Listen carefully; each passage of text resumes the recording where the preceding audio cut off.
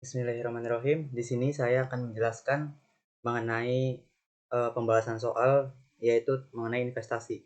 Pada nomor yang E123.3 yaitu Brook Company Ltd membeli 70 obligasi Meissner Company yaitu 9% selama 10 tahun dengan nilai 1.000 euro. Obligasi pada 1 Januari 2014 seharga 70.000 euro. Obligasi membayar bunga setiap tahun pada tanggal 1 Juli dan 1 Januari. Pada tanggal 1 Januari 2015 telah menerima bunga. Brook Company menjual 40 obligasi seharga 40.300 euro. Instruksinya yaitu buatlah ayat jurnal untuk mencatat transaksi yang dijelaskan di atas. Jawabannya yaitu pada tanggal 1 Januari 2017 kita masukkan investasi utang. Investasi utang ada di debit sebesar 70.000 euro dan kasnya ada di kredit sebesar 70.000 euro. Kemudian 1 Juli 2017 yaitu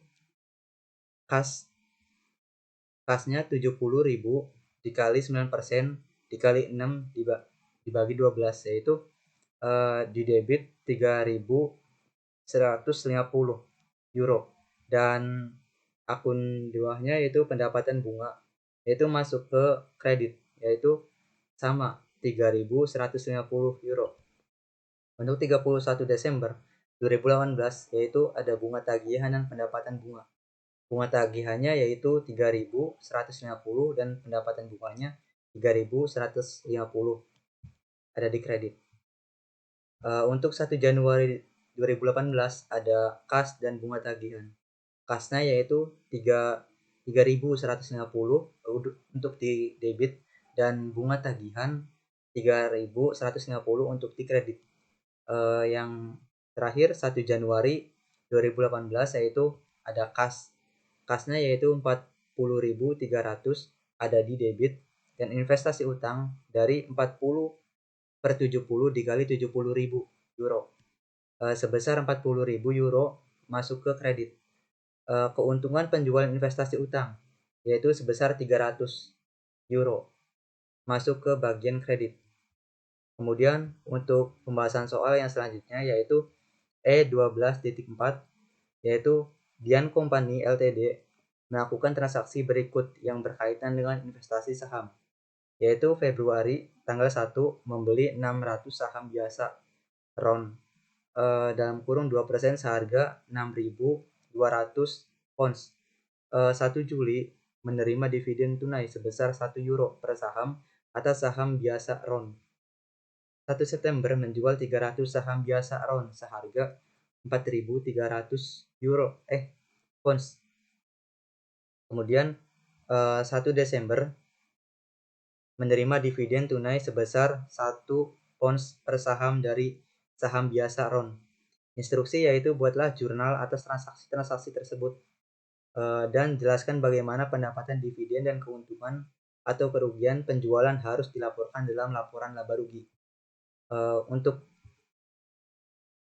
jurnalnya yaitu pada tanggal 1 Februari yaitu ada share investasi masuk ke debit sebesar 6.200 dan kas 6.200 masuk ke kredit.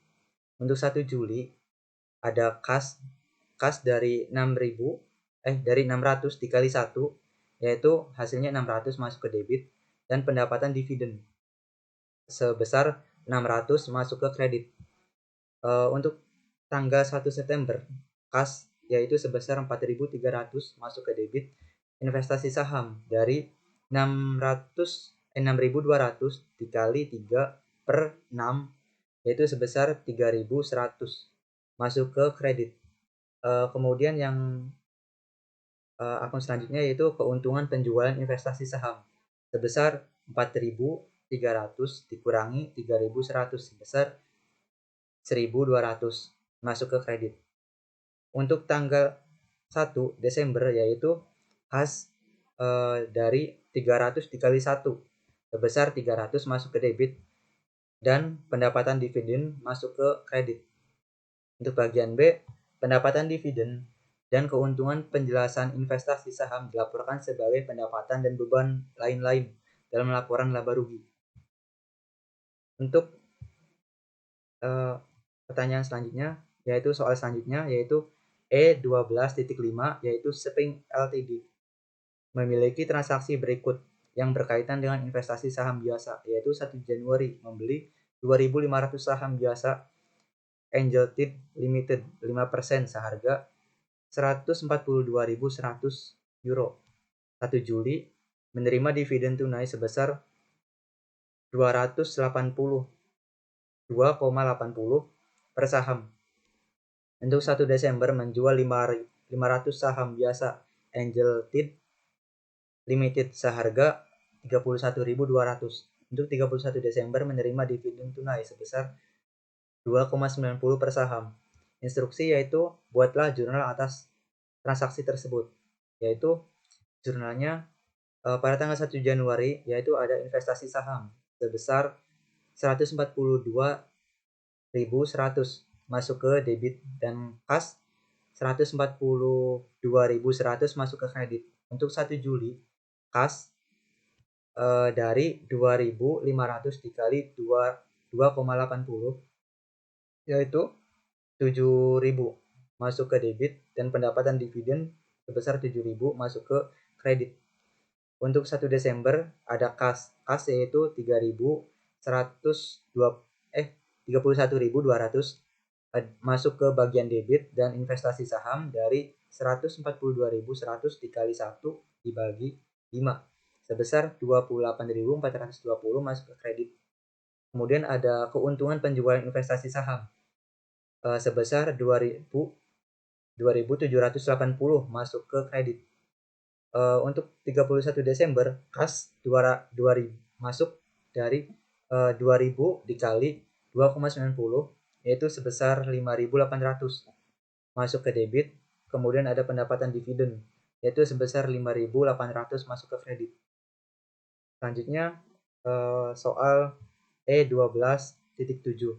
Pada tanggal 1 Januari Vincent Spa membeli 25% ekuitas di Morelli Spa seharga 180.000 pounds. Pada tanggal 31 Desember, Morelli mengumumkan dan membayar dividen tunai sebesar 36.000 pounds dan melaporkan laba bersih sebesar 160.000 pounds. Instruksinya yaitu buatlah jurnal atas transaksi-transaksi tersebut dan tentukan jumlah yang akan dilaporkan sebagai investasi di Morelli pada tanggal 31 Desember. Jurnalnya yaitu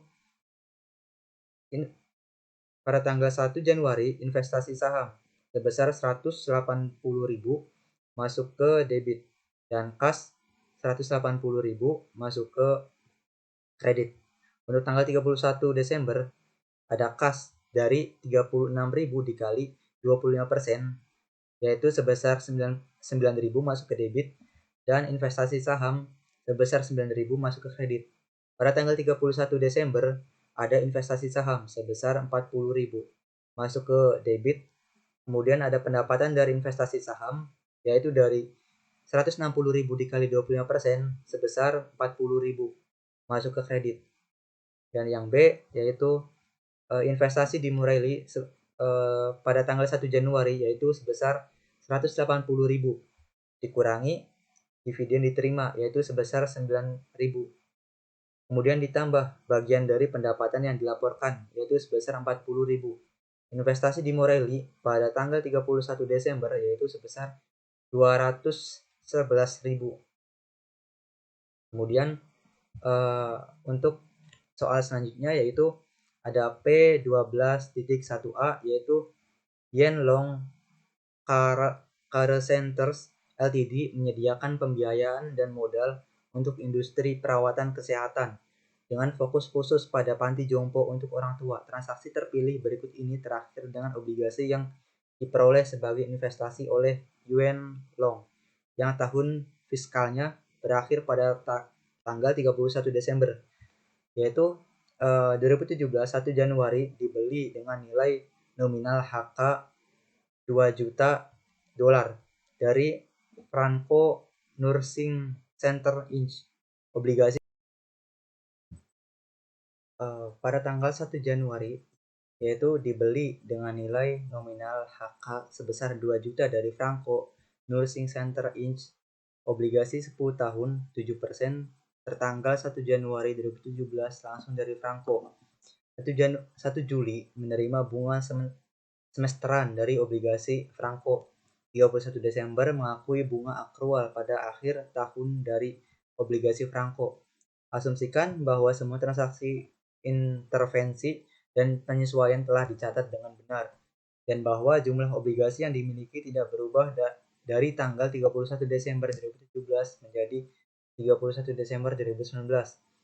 Pada tahun 2020, yaitu 1 Januari, menerima bunga semesteran atas obligasi Franco.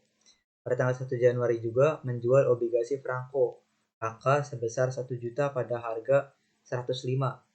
Pada tanggal 31 Desember mengakui bunga akrual pada akhir tahun dari obligasi Franco. Instruksinya yaitu: A. Buatlah jurnal atas transaksi-transaksi yang tercatat untuk tahun 2017 dan 2020 di atas, dan B. Tunjukkan penyajian laporan posisi keuangan obligasi dan bunga yang diterima pada tanggal 31 Desember 2017. Asumsikan investasi tersebut dianggap jangka panjang. Untuk penyelesaian soalnya yaitu bagian A, ayat jurnalnya yaitu pada tahun 2017 tanggal 1 Januari ada investasi utang sebesar 2 juta masuk ke debit, dan kas yaitu sebesar 2 juta masuk ke kredit. Pada tanggal 1 Juli kas yaitu dari HK 2 juta dikali 0,07 dikali 1/2 itu sebesar 70.000 masuk ke debit. Ada pendapatan bunga 70.000 masuk ke kredit. Pada tanggal 31 Desember bunga tagihan yaitu dari 70.000 masuk ke kredit, maksud saya masuk ke debit, dan pendapatan bunga 70.000 masuk ke kredit. Kemudian pada tahun 2020 yaitu 1 Januari yaitu ada kas sebesar 70.000 masuk ke debit dan bunga tagihan sebesar 70.000 masuk ke debit. Pada tanggal 1 Januari juga ada kas dari HK 1 juta dikali 1,05 sebesar 1.050.000 masuk ke debit. Kemudian ada investasi utang sebesar 1 juta masuk ke kredit. Kemudian ada keuntungan penjualan utang investasi sebesar 50.000 masuk ke kredit. Pada tanggal 1 Juli kas yaitu ada dari HK 1 juta dikali 0,07 yaitu maksud saya 0,07 dikali 1/2 sebesar 35.000 masuk ke debit. Kemudian pendapatan bunga 35.000 masuk ke kredit. Pada tanggal 31 Desember bunga tagihan sebesar 35.000 masuk ke debit dan pendapatan bunga sebesar 35.000 masuk ke debit. Maksud saya masuk ke kredit. Kemudian ada laporan posisi keuangan. Bagian C yaitu maksud saya bagian B. Aset lancar yaitu sebesar 70.000 masuk ke debit, bunga tagihan 70.000 masuk ke kredit, investasi sebesar 2 juta masuk ke kredit, maksud saya masuk ke debit, dan investasi hutang pada nilai wajar masuk ke kredit sebesar 2 juta. Kemudian pada pembahasan soal selanjutnya yaitu dari P12-2A, yaitu soalnya pada bulan Januari 2017 manajemen Stephen Company SE berkesimpulan bahwa ia memiliki kas yang cukup mengizinkan beberapa investasi jangka pendek dalam surat utang dan saham selama tahun berjalan. Transaksi-transaksi berikut terjadi yaitu 1 Februari membeli 600 saham biasa superior seharga 32.400 euro. 1 Maret membeli 800 saham biasa Paulik seharga 20.400. Kemudian 1 April membeli 50 lembar obligasi Vanesia dengan nilai 1.000 seharga 50.000. Bunga dibayarkan setiap 6 bulan sekali pada tanggal 1 April dan 1 Oktober. Kemudian ada 1 Juli menerima dividen tunai sebesar 0,60 per saham atau saham biasa superior. Kemudian ada 1 Agustus menjual 200 saham biasa superior dengan harga 57 per saham. Untuk 1 September menerima dividen tunai 1 per saham atas saham biasa Paulik. 1 Oktober menerima bunga obligasi Vanesia. 1 Oktober menjual obligasi Vanesia seharga 49.000. Kemudian pada tanggal 31 Desember nilai wajar saham biasa superior adalah 55 per saham. Pameran nilai saham biasa Paulik adalah 24.000 per saham. Instruksinya yaitu A. Buatlah jurnal transaksi dan posting ke akun investasi hutang dan saham investasi. Gunakan formulir akun T. Kemudian bagian B, buatlah ayat jurnal penyesuaian pada tanggal 31 Desember 2017 untuk melaporkan efek investasi pada nilai wajar. Semua sekuritas dianggap sebagai sekuritas yang diperdagangkan. Kemudian C, menampilkan penyajian laporan posisi keuangan efek investasi pada tanggal 31 Desember 2017. Kemudian dan yang D terakhir, identifikasi akun-akun laporan laba rugi dan berikan klasifikasi laporan masing-masing akun. Yaitu penyelesaiannya pada jurnalnya yaitu pada tanggal 1 Februari investasi saham sebesar 32.400 masuk ke debit, kemudian ada kas sebesar 32.400 masuk ke kredit. Pada 1 Maret ada investasi saham sebesar 20.400 masuk ke debit, ada kas sebesar 20.400 masuk ke kredit. Pada tanggal 1 April ada investasi utang sebesar 50.000 masuk ke debit dan kas 50.000 masuk ke kredit. Pada tanggal 1 Juli, kas dari 0,60 dikali 600 sebesar 360